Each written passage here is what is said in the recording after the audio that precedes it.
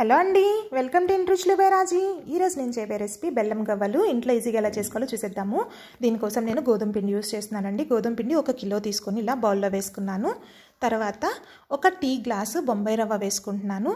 బొంబాయి రవ్వ వేసుకోవడం వల్ల గవ్వలు మంచిగా క్రిస్పీగా వస్తాయండి. తర్వాత కొంచెం సాల్ట్ యాడ్ చేసుకుంటున్నాను. సాల్ట్ యాడ్ చేసుకున్న తర్వాత 1/2 టీ గ్లాసు నెయ్యి వేసుకుంటున్నాను.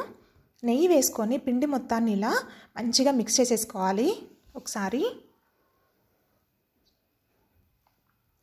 నెయ్యి పేరుకున్నది కాకుండా కొంచెం వేడి చేసుకొని వేసుకుంటే చాలా బాగా వస్తాయండి గవ్వలు. గుల్లగా వస్తాయి, బౌలుగా వస్తాయి, మంచిగా వస్తాయి.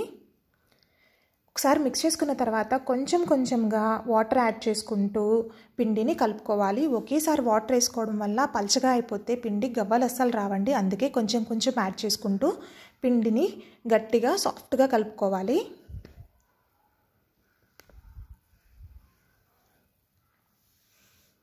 ఇలా పిండి మొత్తాన్ని మిక్స్ చేసేసుకోవాలి. కొంచెం కొంచెం నీళ్లు పోసుకుంటూ చక్కగా గట్టిగా సాఫ్ట్గా మిక్స్ చేసుకోవాలి.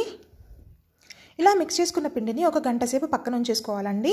పాలిథిన్ కవర్లో కానీ సిల్వర్ ఫాయిల్లో కానీ అలా పెట్టేసేసి మనం 1 గంట సేపు మ్యారినేట్ చేసుకుంటే చాలా సాఫ్ట్గా వస్తుందండి పిండి. ఇలా కలిపేసి పక్కన పెట్టేసుకుంటే చక్కగా సాఫ్ట్గా వచ్చేస్తుంది.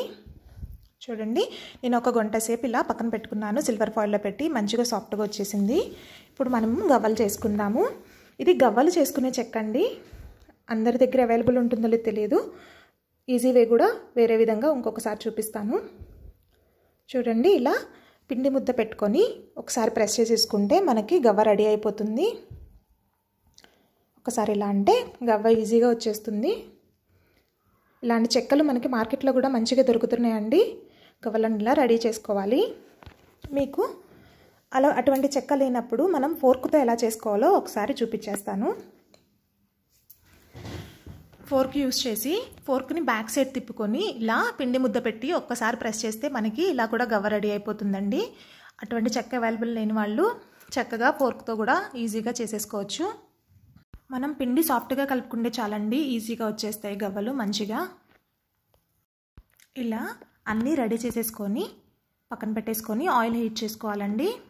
హీట్ అయిన ఆయిల్లో మనం రెడీ చేసుకున్న గవ్వలన్నీ వేసేసుకొని చక్కగా గోల్డెన్ బ్రౌన్ వచ్చి క్రిస్పీగా అయ్యేంత వరకు ఫ్రై చేసుకోవాలి.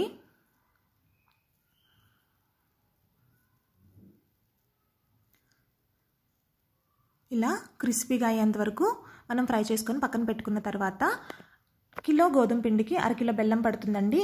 1/2 కిలో బెల్లంలో 1.5 టీ గ్లాసు వాటర్ పోసుకొని గట్టి పాకం తీసుకోవాలి. బెల్లం కరగబెట్టుకొని మంచిగా పాకం వచ్చేంత వరకు చేసుకోవాలి. ఇలా వాటర్లో వేయంగానే మనకి బాల్లా రెడీ అయితే మంచిగా గట్టి పాకం వచ్చేసినట్టండి. పాకం రెడీ అయిపోయినట్టు. పాకం వేడిగా ఉండగానే గవ్వలు వేసేసి అందులో మిక్స్ చేసేసుకోవాలండి. చల్లారిపోయిన తర్వాత వేసుకుంటే గవ్వకి పాకం పట్టదు, డ్రైగా అయిపోతుంది పాకం అంతా. సో ఒకసారి వేడిగా ఉండగానే గవ్వలన్నీ వేసేసుకొని మంచిగా ఇలా పాకంలో కలిపేసేసుకోవాలి.